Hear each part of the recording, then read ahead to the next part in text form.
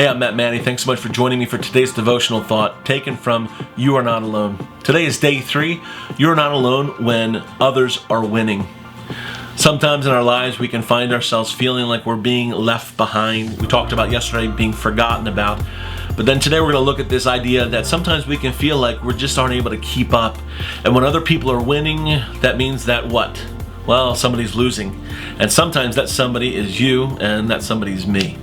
There's nothing worse than the comparison trap when you're scrolling through your social media feed and you see people that are buying a new home or going on vacation, they're having kids or celebrating birthday parties or anniversaries. It's very rare you'll see somebody posting something like, "Today I lost, today I feel like such a loser." And if somebody does, where does your mind go? What are your thoughts about them? It's usually not too positive. But we find ourselves envying other people.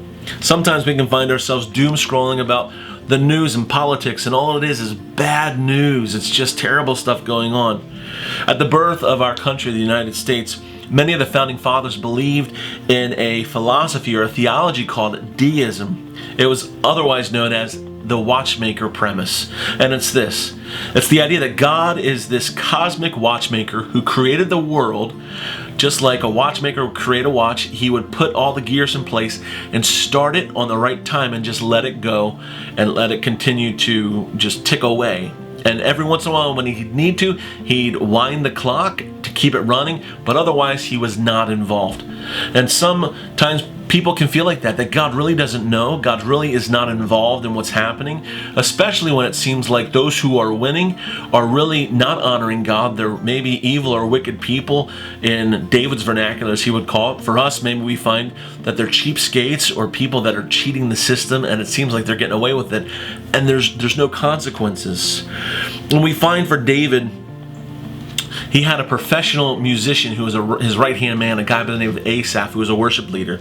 Asaph wrote many psalms. One of them in particular was Psalm 73, where Asaph is writing about his observation that other people around him are doing wrong, they're doing wicked things, and yet they're winning at the same time. And he's trying to justify how wicked people could win in God's a way of dealing with things. And so he writes in Psalm 73 verses 12 and 16 to 17, he says, "Look at these wicked people enjoying a life of ease while their riches multiply. I tried to understand why the wicked prosper, but that was a difficult task as it is." He says, though, "Then I went into your sanctuary, O God, and I finally understood the destiny of the wicked."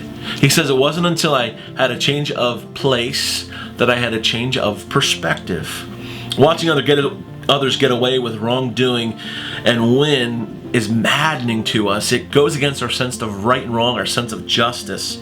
And Asaph, he couldn't make sense of what was happening until he had a change of place and even a change of pace. In Matthew chapter 5 verse 6, Jesus says, "Blessed are those who hunger and thirst for righteousness, for they will be filled."